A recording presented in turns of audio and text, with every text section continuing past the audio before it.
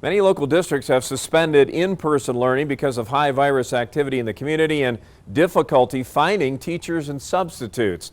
Andy KOEN joins us tonight to tell us more about the governor's back-to-school working group. Andy. Yeah, Rob, as you mentioned there's been no statewide closure of schools, but a lot of districts like District 20 here have had to suspend their in-person learning because of high virus activity in the community or a staffing shortage or some combination of the two. As a society, we value education. It's our future. It's your kids' future. The governor's back-to-school working group will meet at least once a week to discuss strategies for returning to in-person learning.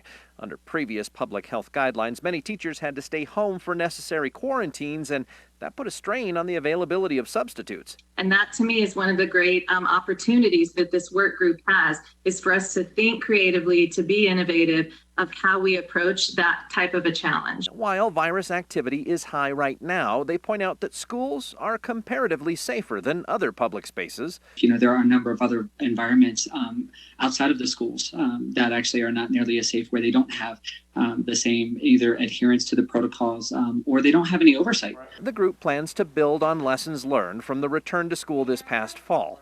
While many teachers and students have adapted well to e-learning, group members said that doing so should be temporary. As a trained educator myself, there's just no replacement for most kids on most things to in-person learning. And so I'm glad that's the primary focus of this group. The governor said he does not want education to become another victim of the pandemic. Every family in Colorado cares about the success of their kids.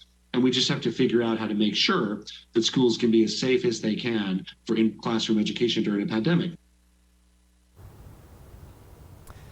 And this working group is made up of 15 members. They come from all around the state of Colorado. In fact, two of the panelists are from southern Colorado. One is a parent here in Colorado Springs. The other a school board member in La Junta. Always watching out for you, southern Colorado. Andy KOEN, News 5.